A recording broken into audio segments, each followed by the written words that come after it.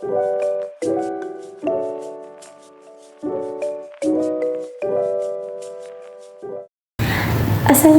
warahmatullahi wabarakatuh. Kami dari kelompok studi kelayakan bisnis. Kami ingin mempresentasikan tentang studi kelayakan bisnis di PT Impact Mandiri. Oke, kita masuk ke bab 1, pendahuluan. Yang pertama adalah latar belakang. Studi kelayakan bisnis adalah sebuah analisis mendalam yang dilakukan untuk mengevaluasi apakah suatu proyek bisnis memiliki potensi untuk berhasil dan memberikan keuntungan finansial yang memadai. Tujuan utama dari studi kelayakan bisnis adalah menyelidiki dan menganalisis segala aspek yang terkait dengan proyek bisnis yang direncanakan, mulai dari aspek keuangan, teknis, organisasional, hingga lingkungan, guna memberikan bahwa proyek tersebut layak dan dapat memberikan hal yang diharapkan. Nah, studi kelayakan bisnis memberikan sejumlah manfaat yang sangat penting bagi para pemangku kepentingan, baik itu perusahaan investor maupun pihak-pihak terkait lainnya. Dengan melakukan analisis layaknya keuangan, studi ini membantu mengidentifikasi dan mengevaluasi risiko keuangan yang mungkin terkait dengan proyek bisnis. Ini membantu mengurangi kemungkinan kerugian finansial yang tidak terduga. Studi kelayakan bisnis juga menyediakan data dan informasi yang diperlukan untuk pengambilan keputusan yang lebih baik. Nah, pemangku kepentingan dapat menggunakan hasil studi ini untuk mengevaluasi kebijakan, strategi, dan opsi bisnis yang tersedia. Secara keseluruhan, studi kelayakan bisnis merupakan alat yang sangat berharga untuk mengidentifikasi peluang dan risiko, serta memberikan landasan yang kuat bagi keberlanjutan dan kesuksesan proyek bisnis. Dari penjelasan di atas, maka kami memutuskan untuk melakukan penelitian studi kelayakan pada PT Impact Indonesia Mandiri yang bergerak di bidang jasa. Terima kasih. Baik, di sini saya akan menjelaskan sedikit tentang bab 2, yaitu tentang profil perusahaan pada perusahaan PT Impact Indonesia Mandiri. Nah, dari hasil penelitian yang kami lakukan, itu pada PT Impact Indonesia Mandiri yang didirikan oleh Muhammad Listio pada tahun 2022, menjadi identitas bisnis yang berpusat di Jalan Terusan Kopo Margahayu nomor 426, Kecamatan Margahayu, Kabupaten Bandung, Jawa Barat dengan kode pos 40229 yang fokus pada pengembangan pendidikan dan sumber daya manusia. Dalam perjalanannya ini, tentunya perusahaan ini telah berhasil merekrut dan membina hubungan dengan 15 karyawan yang berbakat tentunya menjadi tulang punggung operasional dari perusahaan tersebut. Nah, dalam bab 3 di sini ada tentang legalitas atau hukum. Nah, perjanjian jasa penyelenggara kegiatan harus dibuat secara sah sebagaimana pasal yang disebutkan pada pasal 1338 ayat 1 KUHP Perdata dan pasal 1320 KUHP Perdata juga. Kedua pasal ini memiliki azas kebebasan berkontrak, berkonsensualisme, fakta san servada, dan itikat baik.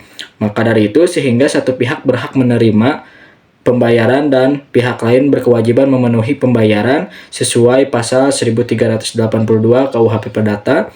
Nah, pada subbab 3.1 syarat perizinan usaha tersebut tentunya dengan surat edaran nomor 26 tahun 2011 tentang pemberian izin satuan pendidikan, pengajuan perizinan di bidang pendidikan tidak dilakukan melalui sistem OES atau RBA kecuali lembaga pendidikan formal di kawasan ekonomi khusus KIK. Di sini saya akan membahas bab 4, aspek pasar dan pemasaran. Nah, di sini ada segmentasi pasar. Menurut Coulter dan Armstrong 2010, segmentasi pasar adalah bagian sebuah pasar ke dalam kelompok berbeda yang ditunjukkan untuk melakukan pemasaran serta karakteristik, kebutuhan, serta keinginan masing-masing. Namun, secara umum, terdapat 4 jenis segmentasi pasar, yaitu segmentasi perilaku, demografis, psikografis, serta geografis. Saya di sini mengambil contoh dari perusahaan PT Impact Indonesia yang berpusat di Jalan Terusan Kopo Margahayu nomor 426, Kecamatan Margahayu, Kabupaten Bandung, Jawa Barat. Selain itu, perusahaan ini juga menerapkan model kerja fleksibel, yaitu work from office (WFO) dan work from anywhere (WFA) yang memungkinkan mereka untuk memberikan layanan secara lebih luas dan fleksibel. Nah, di sini ada aspek organisasi, manajemen, dan ada perorganisasiannya, yaitu ada CMO, di ini sama Bapak Puan, CIO, sama Bapak Muhammad Listio, CIO, Bapak Kelvin, CFO Ibu Risti, R&D Ibu Nurul, dan PR Ibu Herlina dan Bapak Yunus. Nah, di sini ada pekerjaan CIO, yaitu menetapkan visi dan misi strategis perusahaan, mengambil keputusan strategis untuk mencapai tujuan organisasi, memimpin tim eksekutif dan mengawal operasional keseluruhan perusahaan. Dan ada pekerjaan CMO, mengembangkan dan mengimplementasikan strategi pemasaran, mengelola merek dan citra perusahaan, menyusun kampanye pemasaran dan strategi penjualan. Dan ada pekerjaan COO, mengelola operasional sehari-hari perusahaan, menjalankan strategi yang telah ditetapkan oleh CEO.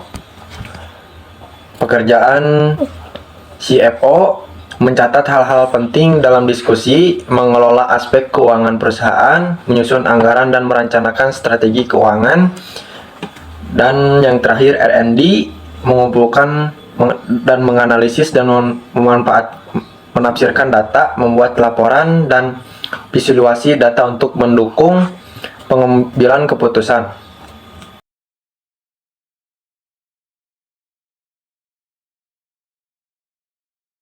Di bab 6 ada aspek operasional. Nah, untuk subbab lokasi layanan, jadi PT Impact Indonesia Mandiri ini berlokasi di Jalan Terusan Kopo Margahayu, nomor 462, Kecamatan Margahayu, Kabupaten Bandung.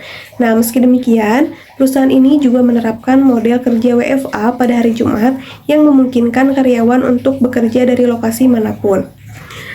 Untuk proses layanannya, PT Impact Indonesia Mandiri berfokus pada pengembangan pendidikan dan sumber daya manusia. Perusahaan ini berkomitmen untuk mengakselerasi karir generasi muda dan memberikan dukungan holistik untuk mendapatkan pekerjaan dan membangun karir yang matang di usia muda. Salah satu programnya yaitu Impact Career Accelerator.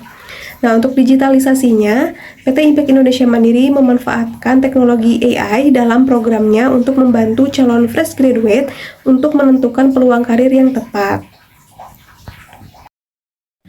Laporan laba rugi merupakan salah satu bagian dari laporan keuangan, berisikan tentang pendapatan dan beban, yang memberikan informasi tentang laba atau rugi bersih yang didapatkan oleh perusahaan dalam periode akuntansi tertentu.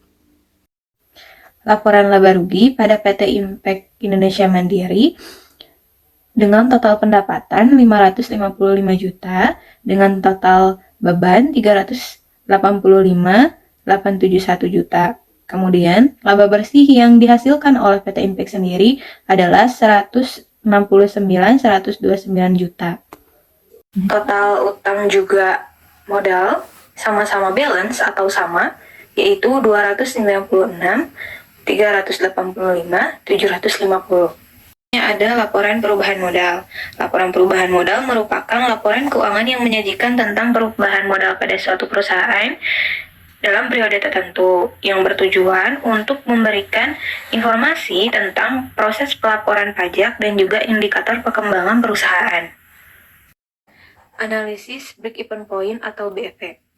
Analisis break-even point atau BEP pada PT Impact Indonesia Mandiri dengan total fixed cost atau biaya tetap 294,211 juta dan total variable cost atau biaya variabel adalah 20,840 juta.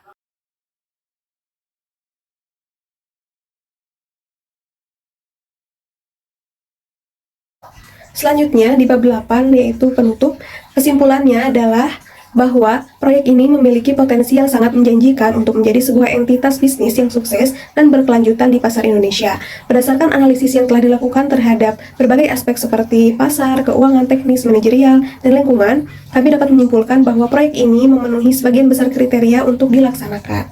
Nah, untuk sarannya adalah dalam rangka meningkatkan kesuksesan proyek ini, kami merekomendasikan beberapa langkah yang dapat diambil oleh perusahaan. Yang pertama, melakukan strategi pemasaran yang agresif dan terarah untuk memperluas pangsa pasar. Kedua, terus memantau dan mengevaluasi kinerja proyek secara berkala untuk mengidentifikasi dan menangani masalah dengan cepat. Yang ketiga, menjaga hubungan yang baik dengan stakeholder dan pelanggan untuk membangun kepercayaan dan loyalitas. Dan yang terakhir, tetap fleksibel dan responsif terhadap perubahan pasar dan regulasi yang mungkin mempengaruhi operasional perusahaan. Mungkin cukup sekian presentasi yang dapat kami sampaikan. Mohon maaf apabila ada kekurangan maupun kesalahan. Wassalamualaikum warahmatullahi wabarakatuh.